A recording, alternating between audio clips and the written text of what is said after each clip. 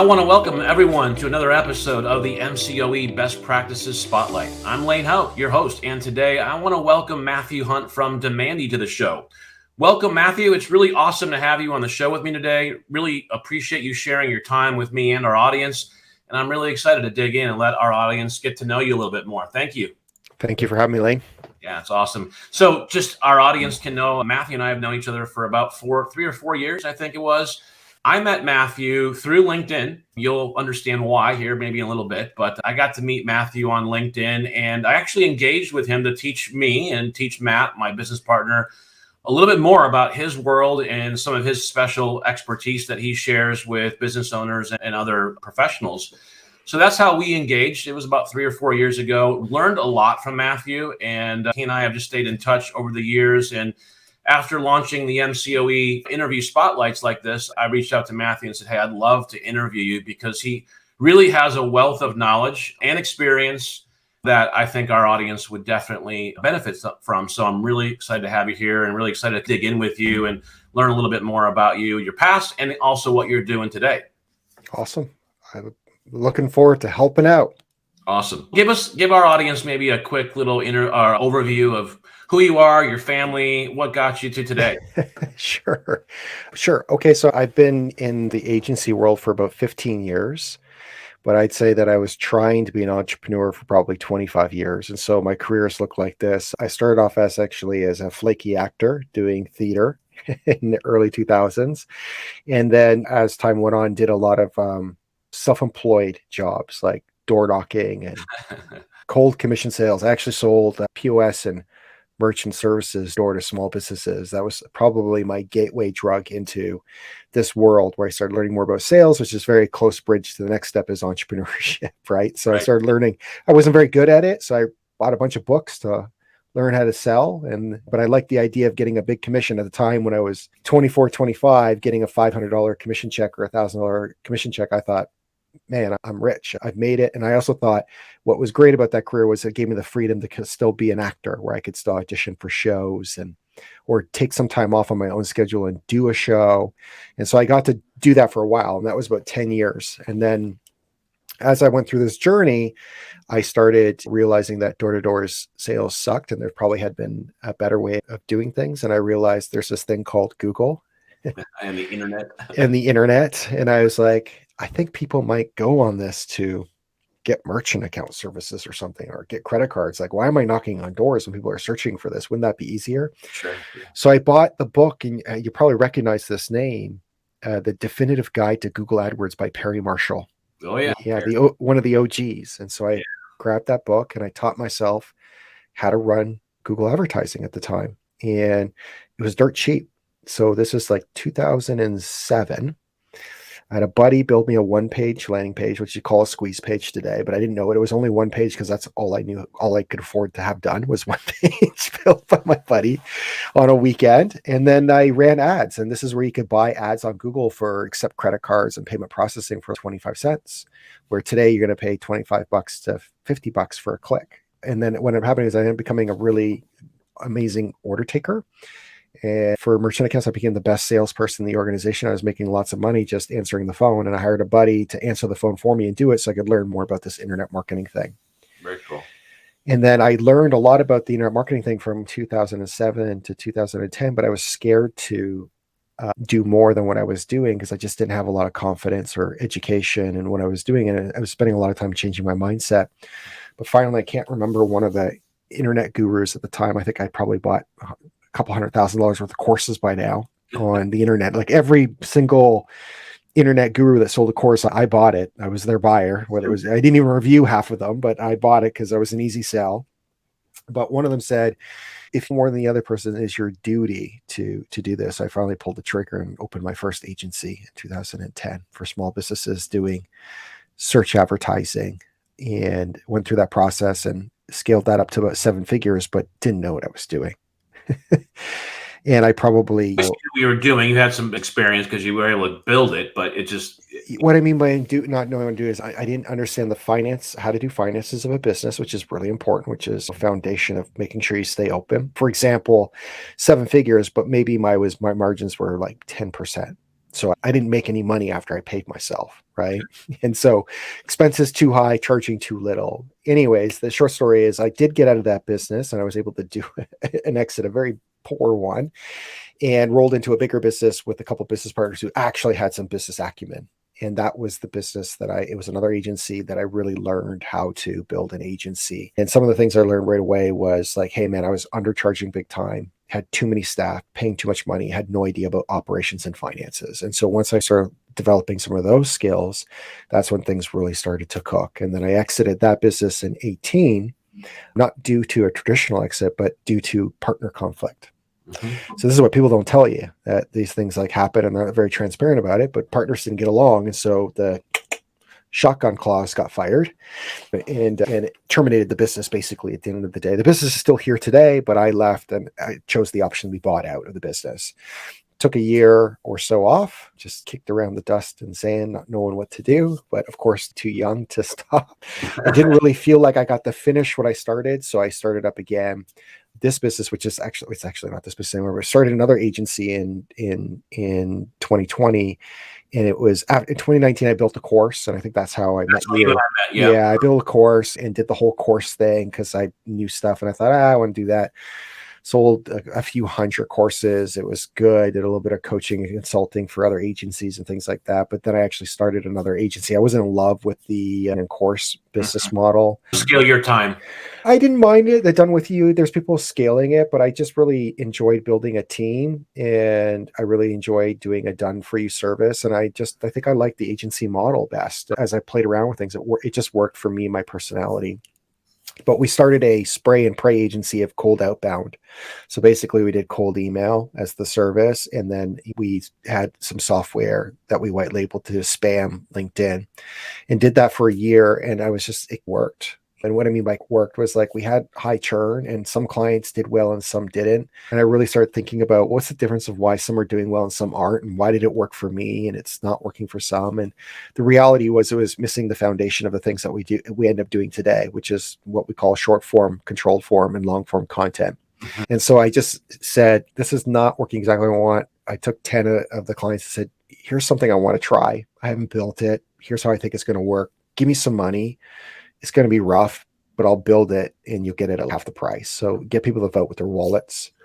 And so I went and built it. And then we created this whole demand generation agency. And about a year later, people loved this. So I just canned the other stuff because people didn't like it. And I knew that people loved it because they were referring me business without asking. Sure. And we were able to increase the pricing and things just flowed a lot better. And so now we're known as one of the best sort of LinkedIn demand generation agencies that are out there. And we do it through a 3-pillar system, which is short form, controlled form, and long form. And so short form is like the stackable content in the newsfeed, right? And our pitch is very different than most people, which is we'll help you create all of your snackable content in an hour and a half.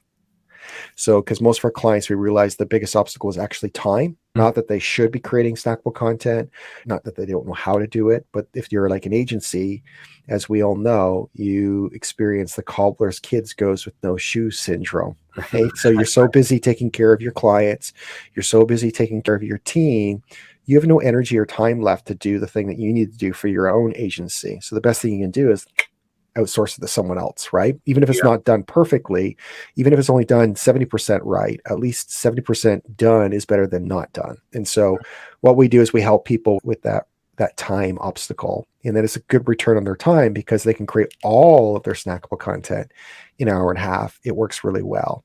And then that's a great way of staying top of mind with their existing network. And so if you have a small agency as an example, or any kind of B2B business, people, the reality is you're just not getting in front of your network enough. And so if you just posted like a post per day that had some value in a very simple format that we call the ACEs method, then you stay top of, we call it the ACEs method. It just stands for authority, connect, engage, and show. And I can unpack that in a bit, but if you just do that, right, then you're top of mind and you're adding value, then your team, your prospects, your existing clients, your past clients, people all of a sudden start sending you more referrals and good things happen. So if you're a small agency, like $500,000 to $2 million, like that's all you need to do.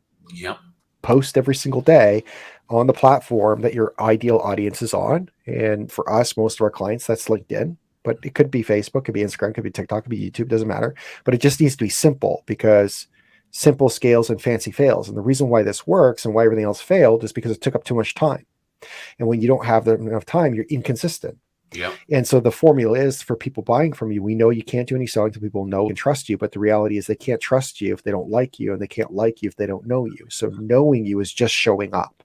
So solving that problem is a big win for a lot of people. Yeah. Now, when you want to grow and you want to expand, you need to do more. And so obviously, your warm network, sometimes you're seen, not always you're seen. So just like organically, like anything, 5 to 10% of your network will see your content. Well, what about the other like 90%? Or what about your ideal ICPs, your ideal client profiles or prospects that you want to market to? They're not invisible. So you can create a list of them today. Like you can go to Sales Navigator and scrape the list and build a list. If it's dentists, if it's lawyers, if it's there, like I don't really care, insert whatever it is, right? They're not invisible. We know that spraying and praying doesn't work very well, right? Like you can do it. Sure, you can do it, and you'll find 1 to 3% of people in the marketplace, but you piss off most people if it's done badly. Yeah. And so what's easier is you can take that list, you can just upload it to a platform like LinkedIn that's called the matched audience. And then you can have this small audience, and you can just arbitrage ads, but instead of regular direct response ads, you make them your content ads. You take that snackable content and you just put ads budget behind it. And now you go from being unseen to always seen. And you're building awareness because you need the time so that people can get to know you. And then if you do the content right, like in the way I just said, the ACES method. You're not pissing people off. You're educating them. You're informing them. Value life. And if you follow the ACES method, it's really simple: authority, connect, engage, and show. And so all that is, when you start your content, you start off with leading from empathy. Hey, are you a chiropractor and you really hate it when your digital marketing agency doesn't tell you blank, right? And you wish that there was a way that you would just do this video is for you, or this text is for you, or this carousel is for you. If you do that, it's dog whistle copy, tells them who it's for and who it's not for. And then you lead with empathy because you're leading with the problem they're trying to solve or the job to be done. Then you can insert big idea about how you solve that problem being helpful, or how they can instantly solve it by making them more awesome right away. And then you can show them. So instead of telling them that you're awesome, show them like an example, right? Seeing is believing. And then you can engage and just ask a question like, hey, do you have other questions? Just participate. That is enough for you to get positioned as an expert, right? You don't have to make it any fancier than that. It doesn't need to be remarkable. It doesn't have to be great.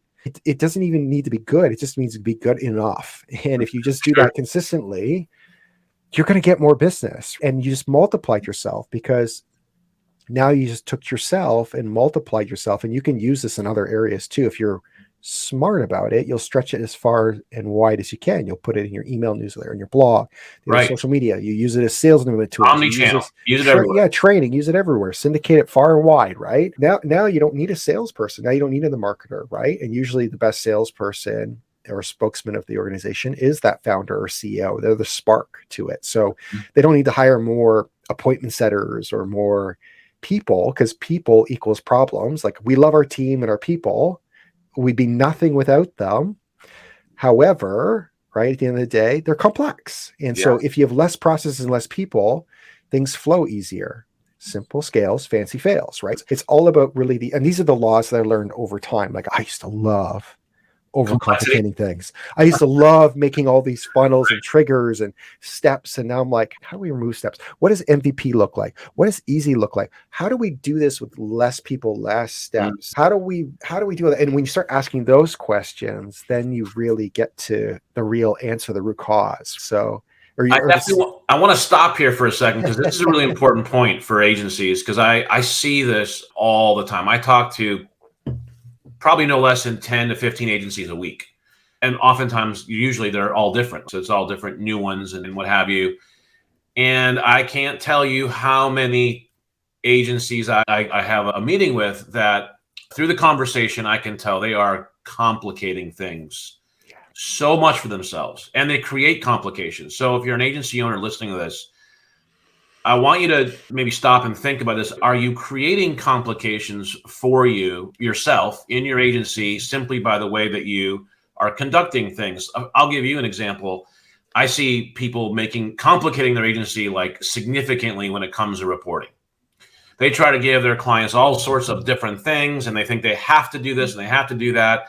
And reporting becomes this complex, like super hard thing to solve. Yeah. And it's custom. This customer wants this thing, and then this customer wants that report. And you're trying to make everyone happy with different reports. And boy, life gets really complicated. So maybe bring us back here, Matthew, but I wanted to really bring that point here about simple scales, fancy fails. Yeah.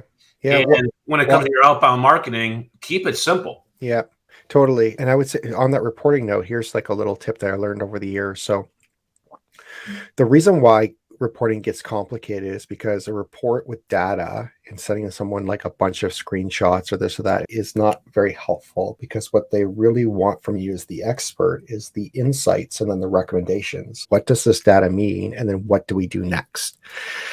And it doesn't even have to be the right stuff as long as it's leading to progress. And you don't even have to know the answers. You just say, I think it means this, and I think we should try this. Or some people want to be control. You say, we could try A, B, and C. Which one do you want to do? But the trick with an agency is that's what you need to deliver. And that's where it seems complicated. Like you need the specific, whereas an automating dashboard, but you can actually still automate the dashboard and automate the insights and recommendations. Because if you're an agency, every agency should at least have pre-engineered success and wins for at least 36 months. And you need to drip it out. Biggest mistake you make as an agency is over deliver everything right away. It's like a recipe for churning your clients right away. Right? Yeah. I know you want to do it all, but it doesn't mean you should do it all. And especially when you're young and you're eager beaver and you want to please, or if you're like me, a people pleaser, you do it all, right? But this way, if you do this, then what you can do is you can pre-plan what the insight is and pre-plan what the recommendation is, and it can be automated, right? Maybe month one is, as an example, hey man, we cleaned up all the technical stuff SEO-wise on your website, as well as increased your speed and your title tags, and that's an engine to win. Next month, hey, we're going to go and look at local SEO. So we optimize your Google My Business listings. We recommend that we do this next. And we're going to optimize all this. We're going to do your citations. We're going to create our reputation management system for your reviews.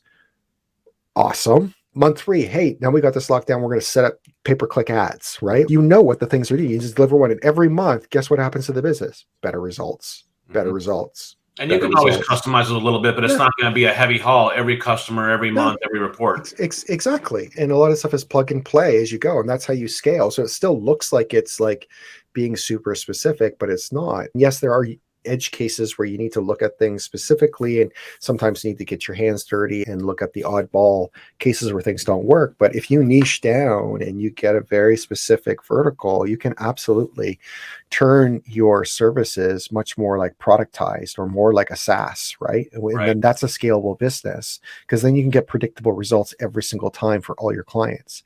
Very hard to get predictable results or scale a business if you have different verticals and different clients. Even look at your business, like it's agencies, right? It's because you want to get, that's it. That's the vertical you chose. So it's important to do. But yeah, I love that point. We're overcomplicating things instead of simplifying things and creating processes for it at the end of the day. Now, some people want that though. So you have to ask yourself, what kind of business do you want? And some people don't want a business, even though they call it a business. What they'll do is it's really a lifestyle business. And so what I've learned over the years with these different agencies is really 5 stages to all these different businesses. So I would say, I'd say even there's the first one, which is like product market fit, which is like, so it's testing something and getting someone to give you money for it. And then at the end of it, people are happy. And how do you know they're happy? They refer business to you without asking. And ideally, to me, like as an agency, you should be around 500,000 to $1 million. One product, one offer, one platform. You deliver it. People are happy. They refer business to you. It grows on itself through word of mouth. That's like stage 1. That validates that this is a good service or good vertical. Right. Yeah. The next one is startup. So now the startup stage, I'd say, hey, this is where you're like, I'm going to hire some people for my agency, and I'm going to teach them how to deliver this thing and create some SOPs on it so that you can start working your way out of day-to-day delivery with clients or day-to-day client-facing things, so that you can just focus and start moving into that stage where your only responsibilities are marketing, sales, and talent acquisition. So that would be like that's your startup stage. Now, once you get to your startup, you go to the third stage, which is your stay up stage. So now you're working your way out of marketing and you're working your way out of sales and you're working your way out of talent acquisition. And so you want to work your way out of marketing first, always sales last. And even if you hate sales, you should, as the founders, generally speaking, you need to do that one first, because sales can fuck everything up as a lead domino. If you take on the wrong clients, it breaks everything down line. And so you got to be militant about it. You can outsource the discovery calls, the qualifying, and lots of different steps to it so that you only talk to the 3 qualified people every single month. But until you're like above $3 million, the founder, CEO, in my opinion, should still be doing the sales. Anyways, the sales. And then the very last thing the founder works out is talent acquisition. It should always be a part of that process at the end of the day. Now, once you go from the stay up, you move into the scale up. So now you have no responsibilities technically about anything, except for maybe you have a senior leadership role, but you really shouldn't be responsible for doing anything. Now you're scale up, which means you're profitable. You're doing nothing while being profitable. You're going to take that money and you're going to pour some money on it, some gasoline on the fire, so you can actually scale up. And then you're going to stress test the business to see if you can go from scaling up model to big business model. And how do you do that? Sabbatical. You got to take a year off. You got to step away from the business for an entire year. And you're going to find out the business either goes down, stays flat, or goes up. If it stays flat or goes up, you have an asset. And now you have big business problems. You can choose a lot of different things, because you can either put more gasoline on it, you can acquire other businesses, you can sell it. You're not going to sell it under distress. There's a lot of, and those are the 5 stages. And each one, in my opinion, takes a year if you know what you're doing. If you don't know what you're doing, which is most agency owners, so if you're a first-time founder, you don't know what the fuck you're doing, you can stall out in one. So for example, my first agency, I stalled out at the startup stage. So I made 7 figures, but I never got out of delivery, right? The second one, I stalled out at the senior leadership stage. Basically, I was bridging between stay up and scale up. I was on that edge, but never quite made it to the other one. And so this one, where we are in this business right now, we're right up the stay up stage right now. And so I still got a number of years before I can get to scale up, and then big business problems. It's only a couple years. If I play my cards, we'll definitely get there. And that's a good problem to have. But that's the stages that I've seen that are for most businesses, but specifically more so for agencies. And so with Demand.dy now, are you working with all types of businesses, or do you have a niche inside Demand.dy as well? Yeah. So the broader niche is B2B, and the other one is that you care about LinkedIn. And you're probably, so the parameters I'm looking for is this. The sweet spot for my ideal client is between $1 million and $5 million. Here's why. $1 million bucks, you don't have enough money to work with us. You're going to squeeze us because we're a money later program, not a money now. So if you need leads and money now, not great. But if you want to compound and focus on money later, which is really what you should be focused on anyways, that's where the big bucks are made. Right. That's what we do, because it's demand gen, top of funnel, right? Personal branding, all that kind of stuff. So you got to have some money on it. And then why I say between 1 million and 5 million is you don't really have a team yet. And time is a real problem. You're still fucking doing everything as a founder CEO, and you need to be able to do shit quick. Yeah, smaller than that, you're just having the CEO, agency owner is having or business owner is having just 2 hours of the time to just totally dedicate to the time. Yeah. So it just so happens sometimes we have a lot of agency owners, probably 50% of our clients are that, but we also have coaches, consultants. It could be lawyers. If their audience is on LinkedIn, they're doing more than $1 million bucks and they're probably under 5 million. They're the perfect client for us. Now, what happens when they get above 5 million is there's just too many cooks in the kitchen, building a team, and then there's all these other problems. Cause generally speaking, usually we get more done than their team does in that time, but it creates conflict and other problems is what I've identified. So for us, in this business, that's our perfect sort of ideal avatar of what it looks like. They care about LinkedIn. Is it the CEO and founder who's time constrained? They're between 1 million and 2 million, and it's a B2B business. And I don't care if it's SaaS, services, or whatever. That person, they love us, we love them, and we can over deliver for them. Why LinkedIn? Why LinkedIn? So I chose LinkedIn because one is I absolutely fell in love with the platform in 2018. I needed it and I used it for talent acquisition. So my biggest obstacle in that business was getting talent. I was in Toronto, super big city in Canada. It's actually the 4th largest city in North America, but every Fortune 500 company is there. And I was competing with Google, Facebook, and Shopify, and they kept stealing my team. And I was growing like crazy. And I had a finding talent problem at the time. Sure. And so I got active on LinkedIn and I discovered it was awesome. Now, why I circled back to LinkedIn was because I still knew I wanted to live in B2B. And then I also love the channel as a whole because it's a little bit of a dinosaur and not so hard. It's not as noisy as LinkedIn. It's not as noisy as Instagram. Also, the content that we can create was easier to create. The expectations were much lower. You know how good your content needs to be for YouTube today? Even like all the editing, other things, like we can have really beigey, boring content, and that culture works really well. So there's a lot of things I liked about how I could keep things simple. And then on top of that, I just love the network in a whole. Like it's a professional network. There's not a lot of trolls. There's not a lot of competition. There's not a lot of noise. It's a great platform. And if you're in B2B, it's the primary channel you need to be on. So explain that why? Because I know there's going to be people who watch this episode who are just like super familiar with Facebook or YouTube, but just haven't really given LinkedIn a real try, or just haven't seen, or maybe tried it and didn't even see results. Well, there's so many ways to, most of the time they don't see results because they're spraying and praying, or they're just reposting their blog post on there. They're not actually building a personal brand and putting content on there natively. And then the way you're DMing is incorrect. So if they use the short form, controlled form, and long form, so stackable content, then use ads, then use events through webinars on LinkedIn, it works really well. Right. And there's some DMing in there, but you're always circling it back to those three things. So it's never salesy, slimy, or sleazy. Yeah, so it works great. Now, not all niches are on there. If your audience is not on there, you don't have to be there. However, I find that every audience is on there, at least a percentage of them. So some more than others. So for example, like obviously if I market to agencies, they're all on there. Agencies on there. If I'm marketing towards like chiropractors, no, they're not all on there. But there is a percentage of them. And it's really easy to find them. You just get a Sales Navigator account and just look at the chiropractors that have posted some in the last 30 days. Well, they're active. They're logging in. Maybe there's 1 million chiropractors, but only, 25,000 of them are active. Are you telling me you still can't build a $5 million agency with 25,000? Hell yeah, you can. You don't have to be all of them. And then everywhere else, you're competing with everybody else who's on Facebook and Instagram. I'm not saying it's one way or the other. I'm just saying that you can do a lot if you choose there. But if your audience is on there, sometimes it is like some of the people I help like market to just COOs. Like that's where they are. Like a COO is not, usually very active on Instagram.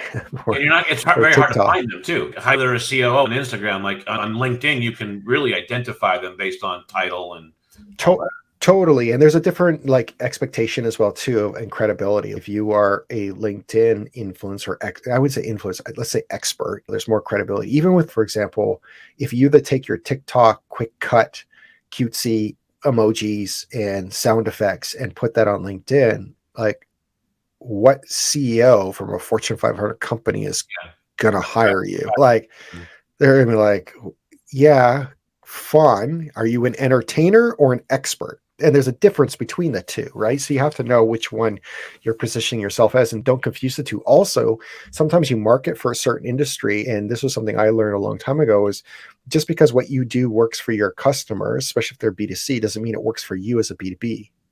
Because the reality is B2B is a long buying cycle, and we only buy from people we know and trust. And so they can't trust you if they don't like you, and they can't like you if they don't know you. So knowing you is showing up, liking you is the type of content you do and how you position yourself as an expert. And then trust is time. And so all you're trying to do is actually speed up time, because no selling should happen until you have trust. Otherwise, you're going to be treated as a commodity every single time. So if you want to front run all your competitors, even if you have an ugly website and you suck at sales, own the relationship. So for example, one of the things that I did at one of my agencies was I ran a mastermind dinner with Fortune 500 CMOs. And so I was a nobody. They didn't know me. And so I wanted them to know me. So I knew that if I pitched them, they're like, I don't know who you are. You're a stranger. Why are you stranger means danger. And also like people want to hire like that at Fortune 500. They want to hire IBM. Why? Because nobody gets fired for hiring IBM.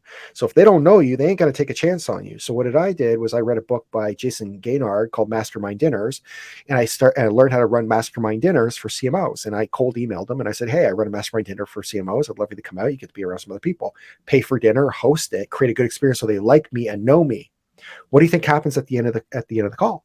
At the end of the dinner, they're like, hey, Matt, what do you do? I have a good answer for it. They're either going to pay attention to my content, or they sent me referrals, or they allowed me to toss my hat in the ring when I never had an opportunity to do so before. I fast track the trust building, right? So what I do is fast track that. And how you do that is you can read a book called Oversubscribed. It's written by Daniel Priestley, great book.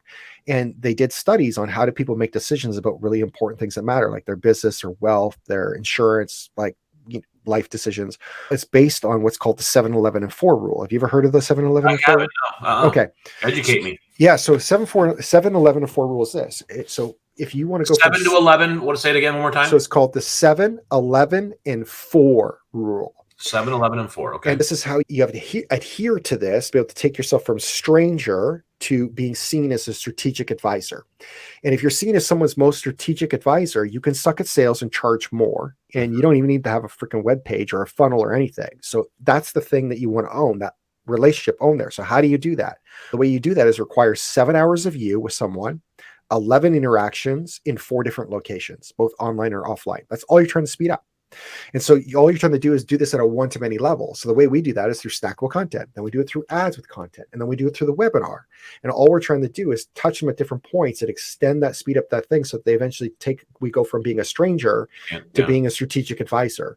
Now I own them. Now I can charge whatever I want. I can suck at sales. You're the expert. You're the expert. So that's how you get positioning. That's how you get ahead of someone. Positioning is not by having a better value prop. Yes, it helps.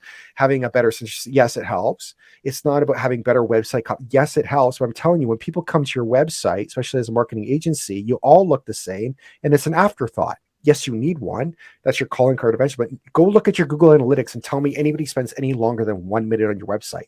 They don't.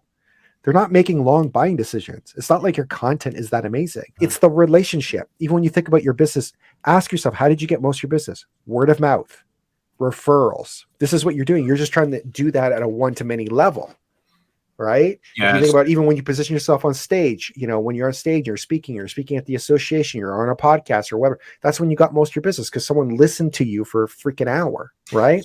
So that's the equation you're trying to figure out. One more time for us. 7, 4, 11. One more time. It's called the 7, 11, and 4 rule. 11 and 4. And it's not something I created. It's in a book, a very good book called Oversubscribed, written by Daniel Priestley. And the whole book is just about how do you build businesses where you become oversubscribed? How do you become the Apple of the world? How do you build a brand that is so remarkable that everybody just lines up and buys from you? And basically, how do you move your brand and yourself from being a stranger to a strategic advisor? And the end result is, I can share this short story, basically adhere to that, the 7, 11, and 4 rule. You're just trying to speed up the trust, right? Which requires time. So think about it like this. These are universal laws that have never gone away. And so the longer I live, the longer I do this, I start to realize, oh shit, this is all based in science and math and universal laws. And so just look at Warren Buffett or Charlie Munger or some of the wealthiest people in the world. What do they do? Charlie Munger says there's no such thing as timing the market. It's just time in the market. Time, if you look at compound interest, like Einstein, he talks about compound interest being the 8th wonder of the world. Those that understand it earn it. Those that don't pay it. And if you look at any compound interest graph, it's not very exciting at the very beginning. But as time goes on, the more time you have, the more exciting it looks. Even if you take a simple formula like, would you rather take a penny a day that compounds every day for 30 days or $1 million? Go ahead and Google it. You'll be shocked at the amount of difference. And the difference between day 27 and day 31 is phenomenally huge. Just stretch that out. That's a huge point right there. Yeah. The point of compounding interest when it comes to the process of knowing trust and putting yourself out there with educational, informational, snackable content. I can attest to this. You can do the heavy lift for 3, 4, 6, 8 weeks, and like compounding interest doesn't feel like you're really getting a lot of momentum. It's a heavy lift. And all of a sudden it just starts to take off. That compounding, the snowball. That's a really good analogy and principle for why any business owner, any agency owner should embark on this type of demand generation process. Yeah, here's another story that'll help, that hits home, that really helps support this for people. So let's just say that you're a graphic designer, all right? And let's say you picked a niche, right? Or in the US, you call it niche, because you like to say the riches are in the niches, and it doesn't work as well when you say the riches are in the niches, right? So you got to say niche. So niche, the riches are in the niches. So you pick the niche. Let's say your niche is traditional CMOs, really specific. Trust me, there's literally hundreds of thousands of them. It's great to get that specific.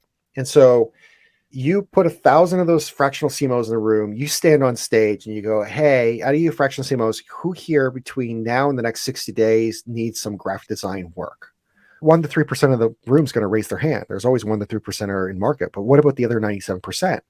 What if you change the question to, hey, fractional CMOs, between now and the end of your career, how many of you are going to need some help with graphic design? The whole room's going to raise their hand. So they can all buy from you. You just don't know when.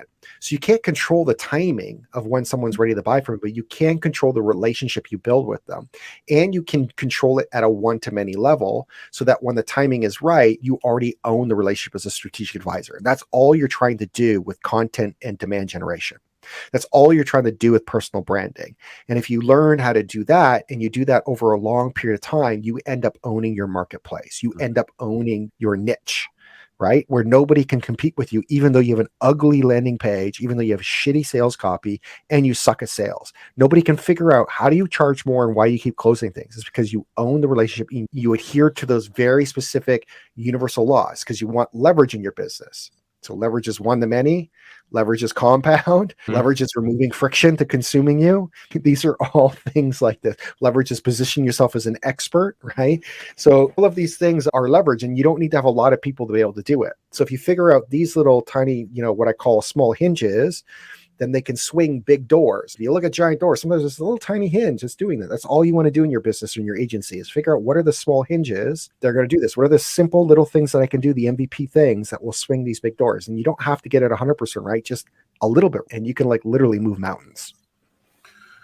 It's really, really brilliant. Good stuff here. I know we're bumping up against time here. Give us just to switch gears here real quick. Give us a little insight into your family world. I know you've got a great family, beautiful kids. Tell us a little bit about that. So I've got 3 boys. Right now they're 15, 13, and 11. And so we're at that awesome stage moving into the teenage years where they don't want to spend as much time with us, but they're really easy to parent and raise. And I'm super excited about the cool things they'll do in their future. They're very interesting kids. This generation is, I don't know if everybody's kids are like this, but I find that they're very entrepreneurial. They're very resourceful. They literally grew up with the internet. They know they can Google anything or YouTube anything. They are a part of the creator economy and gaming and creating. I just think they're a really cool bunch of kids. And I think I'm very hopeful for the future generation based on what I'm witnessing with my kids and their friends. And I think it's just really cool. So I wish I had all of these things when I was growing up because it looks like so much fun. Because I was anti-school. I didn't like school. I didn't do well at school. I was a dyslexic. It was like a nightmare for me. So building businesses in real life and doing things like this up my alley. The fact that you can just Google whatever interests you and you can find it. Amazing. If you're a curious person today, the world's at your fingertips. It's never been a better time to be alive. AI has done that for me. It's like I feel like a new kid again with just being able to discover and leverage and do more with less. And it gives me, I have a lot of ideas. And so I can put those ideas into AI and get some form to it. Amazing. Yeah. Everybody's becoming an artist and a creator and a thinker. And you won't do these stupid, tedious things anymore. You'll be like, hey, give me a web page. It's one page. I want a headline that's like this, and in there I want an image of this, and then I want 3 bullet points underneath, and I want you to leave some room where I can put some case studies. Great, I like that version, but change this, and you're just going to prompt it. Even my kids, they don't even really type, they talk into things or short codes, and this is the future. Learn how to prompt things and create things and out of nothing immediately. It's so cool. And you don't need to know all of these things. Like coding is a commodity. Very quickly become a commodity. Even writing, even things that you never imagined are going to become a commodity. But it's going to create more strategic thinkers. I think it's good. And I was just going to say, I think it's all going to also come back to that know and trust in the human relationship. 100%. So I think it's really, although AI is going to fundamentally, it already is changing our world. I believe one of the outcomes of more and more AI and technology is going to be that as humans, we crave more and more connection.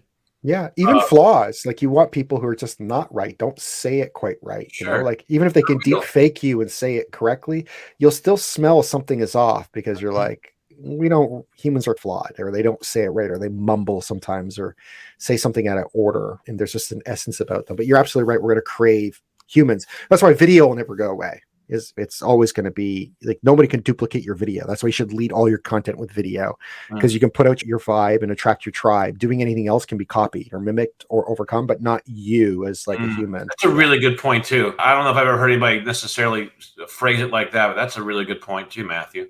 Yeah, it's exciting. The future is bright, man. And then keep doing everything that I talked about today. If people pay attention, you are actually doing. Here's the podcast. You've got the community. You do the snackable content. You're adding like literally every single one of those pillars you do. And then if you do the inbound and outbound stuff underneath that, you have the spinal cord or the foundation to it all, because you front run it with demand gen. And so demand gen is about money later. And then your inbound and your outbound is about money now, or it's more about demand capture really at the end of the day is what you're trying to do. But you can't do inbound and outbound without the layer of demand generation, without thinking about money later. And the best businesses are not reactive. They don't think about money now. Like, I know you have money now, maintenance money, but you really need to think about tomorrow's money is where the real money is made. Yeah. Yeah. You've dropped a ton of really great little nuggets here today, and I'm excited to go back and listen to this and timestamp some of these things as well. As we wrap up, what's the greatest insight that you could share with our audience that's really helped you with your success? You've had several businesses. You've had what you'd say is maybe some failures or quasi failures in that process. But it's clear just from talking to you for 50 short minutes, you've learned a lot of huge lessons. What's one of the greatest ones you could share with us? For me, I think the practice of stoicism has been very helpful, because being an entrepreneur is very much like a roller coaster ride. Being a human being is a roller coaster ride. At the end of the day, we're all in the same thing called the human experience, and it's very short. And we're all going to end up in the same place, which is 6 feet under, right? Or cremated, or whatever you believe in having to do in your afterlife. But is, how do I find a little more calmness? And so stoicism has been like very helpful for me. And that's what I recommend. There's some really great books to make it consumable by, I think it's Ryan Holiday. Is some great ones to listen to or read. And I found that has brought a lot of peace and calmness to my life, because stress does legit kill. And not only that, it affects the other things that really matter in your life at the end of the day. Because one thing about entrepreneurs and agency owners is they're usually A-type workaholics, work hard type individuals. They get shit done. That's why you're a business owner. But unfortunately, sometimes they look back in their lives, they go, fuck, I missed that moment with my kids, or I missed that thing with my wife, or all of these other things. Just remember, like, one day you're gonna be dead, or you're gonna be on your deathbed, and you're not gonna look back and wish you worked harder. And you're not gonna look back and go, I wish I was like more stressed out. So you got to learn how to deal with stress is the key thing. And then 2, also know what is enough and why you're really doing it, and make time for those other things that matter. So take care of your mental health and get support and get your community. Don't do it alone, and learn a little bit about stoicism, and you'll be a much happier person and do much better in your business and life by just giving some breathing room for those studies as well too. Yeah, that's perfect. The book, I don't know if you're talking about The Obstacle is the Way. Is that the book you're talking about? Yeah, it's a great one. He has 3 of them. I can't remember them off the top of my head, but The Obstacle is the Way is a good one. Ego is the Enemy is the other one. And what's the third one? I can't remember it off right now, but you can buy them in 3-book series off Amazon. It's probably like $20. It's totally worth it. I've read The Obstacle is the Way, and it's a really good book. It's a great intro to stoicism. It's great. It's good for anybody. If you're going through a hard time in life, like The Obstacle is the Way is really good. I don't care if it's health problems, business issues, family issues. If it's just it really does shift the mindset. Yeah.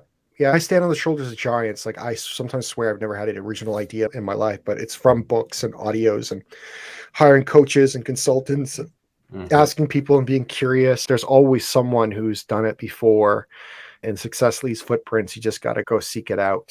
Just don't be a hero and do it alone. Be the dumbest guy in the room. Don't be the smartest guy. I really appreciate that about you. You're such a good person. You're humble, but you're super smart. I really respect you for that. Thanks, you really are smart, but you combine that with a great sense of humility, and just your feet are on the ground. I really appreciate that about you. I've learned a lot from you just in 3 or 4 short years. Even today, I've just learned some great things again. I want to thank you for your time and just for coming on the show and sharing with our audience just some of the great things that you've learned through the years, some of your successes, some of your failures or hard challenges that you've learned. All of it is really valuable for agencies. Anybody who listens to this will definitely benefit. So thank you for your time and just sharing it with us today, Matthew. Thanks, Lane. Appreciate you very much. Thank you, buddy.